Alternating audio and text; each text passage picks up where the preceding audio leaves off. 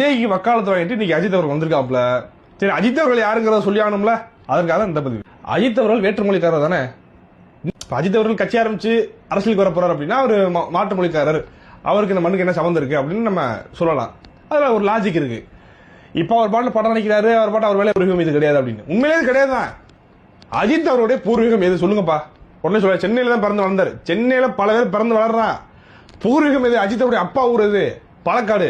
அங்கே கேரளாக்கு போங்க, அப்படியே அவருடைய அம்மாவுடைய ஊரை பாகிஸ்தான் கிட்ட ஒரு ஊருங்கிறாங்க. அப்போ இதான் அஜித் அவருடைய பூர்வீகம். ஆனா திடீர்னு அஜித் அவர்களுக்கு ஏன் இந்த பதட்டம் வரும்னு தெரியல. ஏன்னா திடீர்னு அஜித் அவர்கள் வந்து விஜய்க்கு வக்காலத்து வாங்கிட்டு வராருன்னு தெரியல. விஜய் அவர்களை வந்து நீங்க வந்து நான் பேசுற பட்சம் வந்து விஜய் எதிர்த்து நீங்க கொண்டு போனீங்க அப்படின்னா நான் சும்மா இருக்க மாட்டேங்கிற அளவுக்குலாம் இறங்கி வராருன்னா என்னவா இருக்கும் அப்படிங்கிற சந்தேகம் நமக்கு வருதுங்க.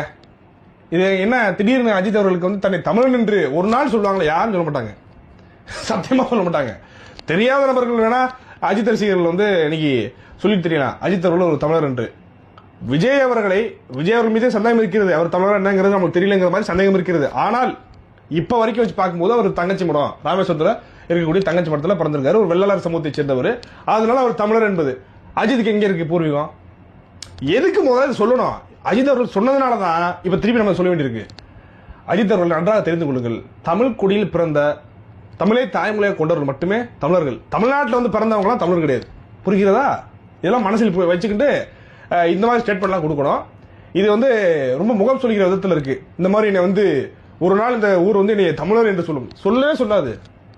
சத்தியமா சொல்ல மாட்டாங்க. என்ன நீங்க ஜெயிக்கிறீங்களா, உங்களை இந்தியர் என்று வேணா சொல்லிக்கலாம்.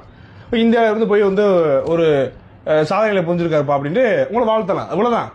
அப்ப இந்த லேபிள திருப்பி ஒட்டி இங்க தமிழர்களை ஏமாற்றக்கூடிய வேலையை அஜித் அவர்கள் செய்யக்கூடாது.